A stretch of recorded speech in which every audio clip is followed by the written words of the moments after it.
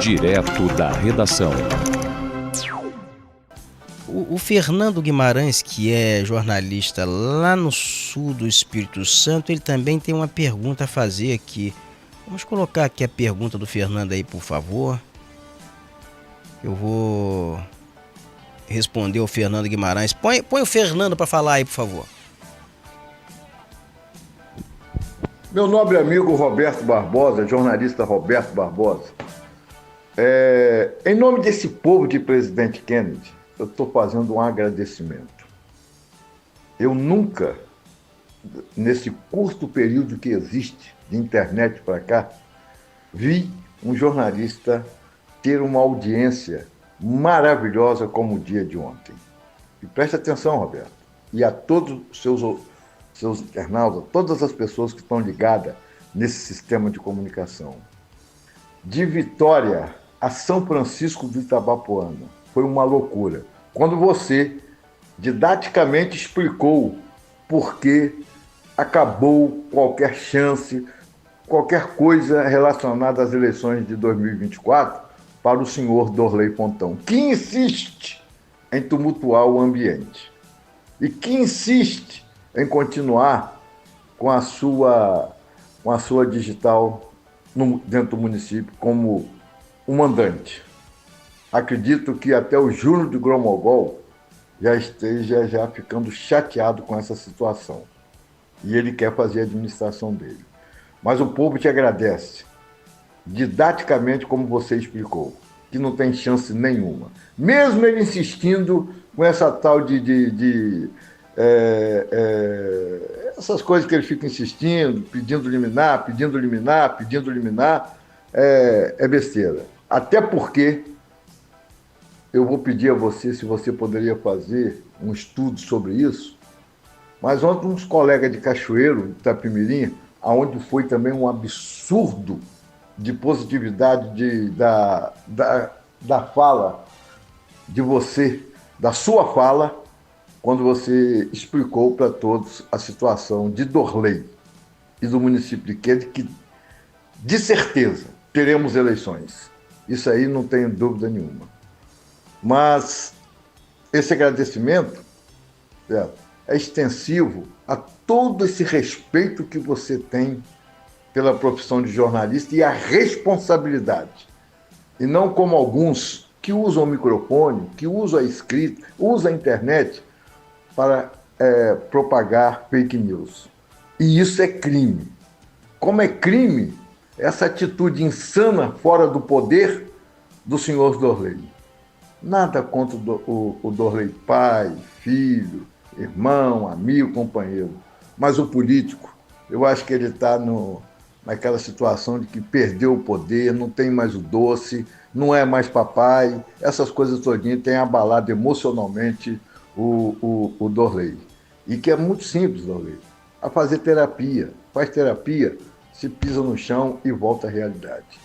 Um abraço para você, Roberto. Tenha um final de semana maravilhoso com todos esses amigos que participam aí. Falou, meu querido? Um beijo para você, bom final de semana.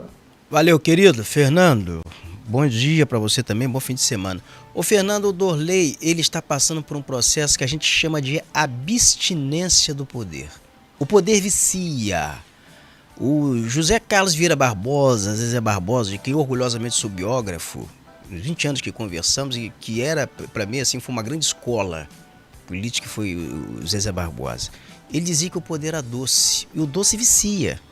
O doce, se você tirar o doce de alguém, tem gente que tem o vício de comer o doce depois do almoço, logo depois do almoço, e é duro você parar quando faz dieta, você abdicar do doce. Então o Dorley, nesse momento, ele está em abstinência do poder. E a abstinência do poder é muito dura, é muito ruim para quem exerceu nos últimos 6 anos, quem era adulado, a adulação termina. E a mentira cansa, vai falando que vai voltar. Isso é para tentar criar expectativa de poder, para tentar manter a adulação e também constranger ou encurralar o sucessor dele, que está provisoriamente no cargo, que é o Júnior de Gromogol. E eu estou aqui porque o Davi, que é também de Presidente Kennedy, o Luciano Ribeiro, Luciano Ribeiro, que é também de presidente Kennedy, ele me enviou aqui uma petição, uma cópia de uma petição que o Dorley, ele protocolou, o advogado dele, o advogado do Dorley é o Alexander Ladislau Menezes. E eles estão tentando dar uma Elza no Nunes Marques. Eles protocolaram um documento, põe a cópia do documento aí, por favor, para a gente mostrar. Ontem eles entraram com um recurso, para você entender, você que é presidente Kennedy, é um recurso sobre uma liminar que o Dorley já perdeu. O Dorley tinha entrado com pedido de liminar, com tutela de urgência, tentou com o Nunes Marques, perdeu, tentou com o Carmen Lúcia, perdeu, e agora ele voltou lá para o Nunes Marques. E qual é a filigrana que o Dorley está pegando aí com o seu advogado? Ele está dizendo que ontem foi julgado o caso do Alan Seixas, em repercussão geral no Supremo, anteontem, e com isso ele ficou definido que a tese do curto mandato, nos 6 meses que antecede a eleição, foi praticamente consolidada, definida. O Supremo reconheceu que ocupar o cargo por um curto período, até 6 meses antes da eleição, não configura exercício do mandato. E ignorou, obviamente, que Dorley ficou 1 ano e 9 meses, o advogado. Ele jogou o barro na parede. E ele aqui argui outra coisa, que o Supremo não definiu ali a questão do tempo, lapso temporal, como é que vai ser isso.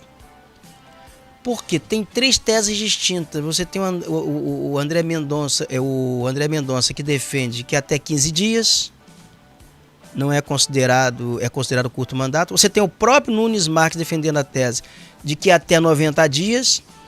E tem o Alexandre de Moraes, que defende a tese de 6 meses, até 6 meses.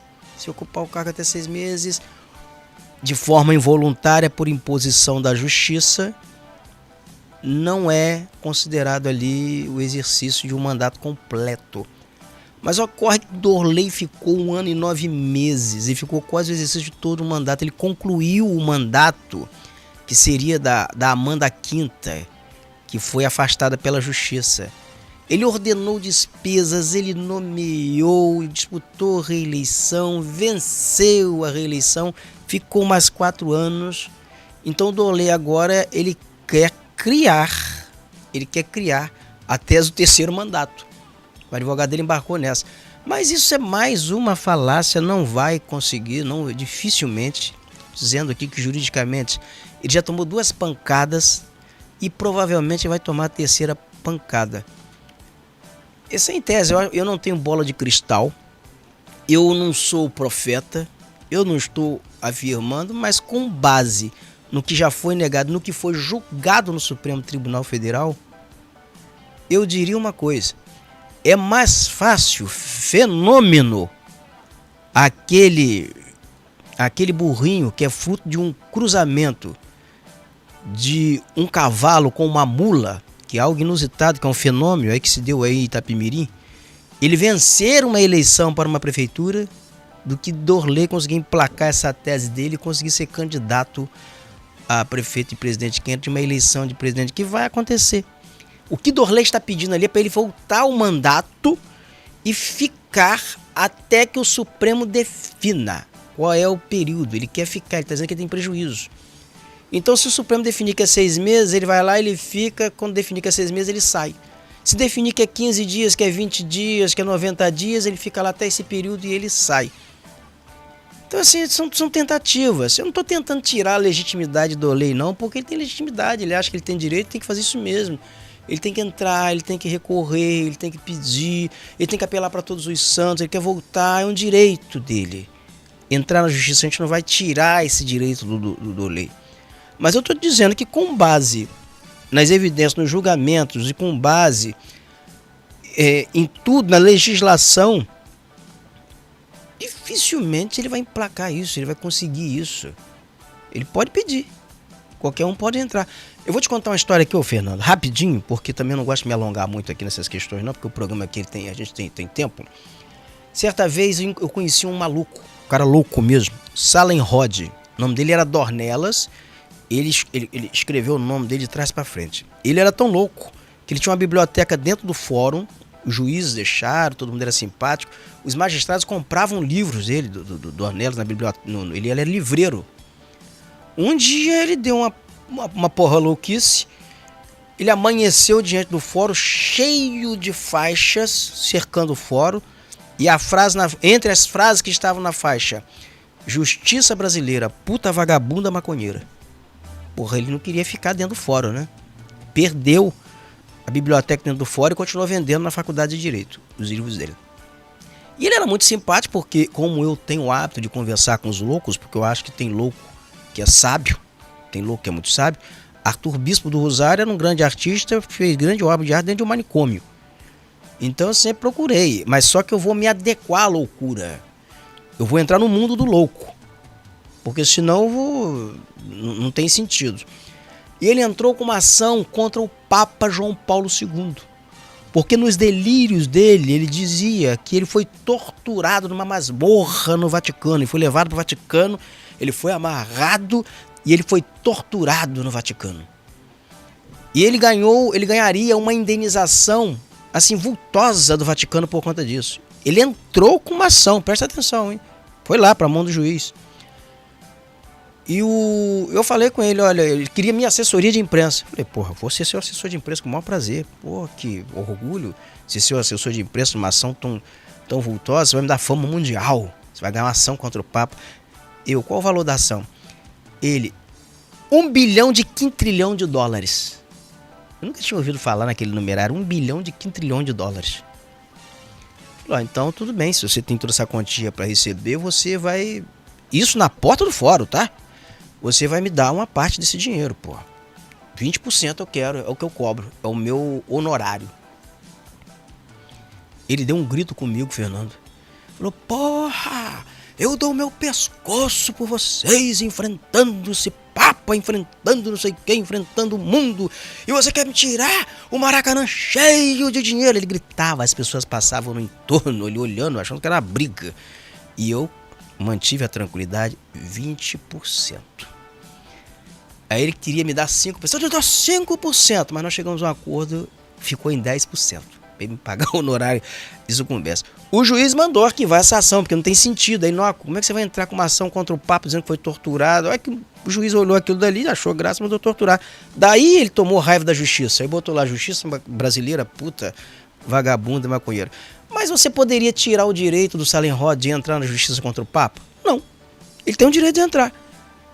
Mas o juiz vai julgar ali se tem razão, se o Salenrod tinha razão ou não tinha.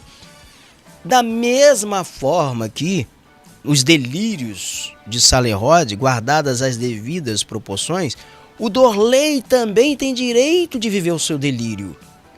E a abstinência de poder está levando ele a este delírio. Como é que você vai fazer? É um paciente que talvez precise de terapia. Aí eu tô com você. Você tem razão. Faz como, né? Mas sejamos tolerantes, sejamos pacientes e tenhamos compreensão até com os loucos. E vamos enaltecer os loucos que são gênios. Dorley não é um gênio, mas não tire o direito dele, deixa o Dorley sonhar.